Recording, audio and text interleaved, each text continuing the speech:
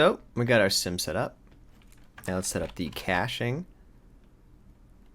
Whitewater cache. So right off the bat, we know that we're going to want one of these cool cacher nodes. Again, remember that we set this one up for pack disk primitive, so just copy this other one. The point is just that we want the cool, versioning file name set up.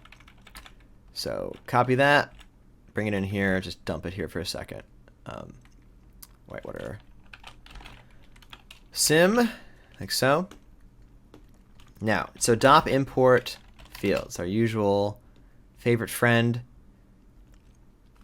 That's going to be this sim. It's going to be the Whitewater node, or object, I should say. The only thing that we care about really here is the geometry. That's the particles.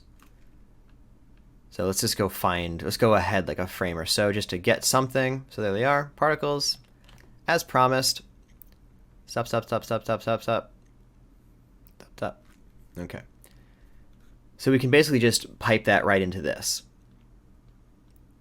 I'm going to say, let's let this run.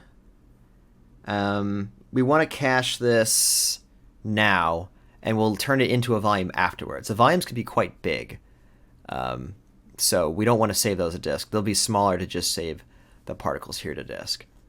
So I'm just going to say, save that. Before we forget, too, let's throw that in here. We want to fetch the Whitewater sim. This will point to that Whitewater node that we just set up. Whitewater cache. There you go.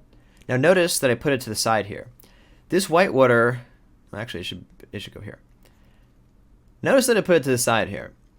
This Whitewater is dependent on the liquid simulation, is not dependent on the surfacing, the actual polygon representation of the liquid.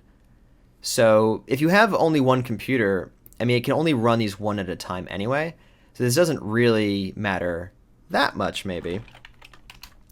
But in terms of thinking that technically this is how it should be, if you did send this to a render farm, like Grid Markets or something, it would take advantage of this parallelization.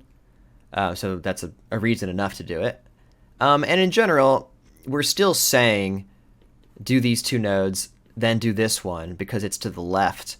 This order matters in the merge thing when running it on one machine. So it'll run this one and then this one. It could run this one first and then this one, and it wouldn't really matter. But again, conceptually, it's dependent on the liquid sim, not the surfacer. Don't keep it all disabled. We'll just run it from here because we don't need to rerun everything else. So just one last check. Everything should be fine. This looks good. It's sending it to the Whitewater thing. Very good. Don't see why it wouldn't. And yeah, let's see what that looks like. Save it and run it.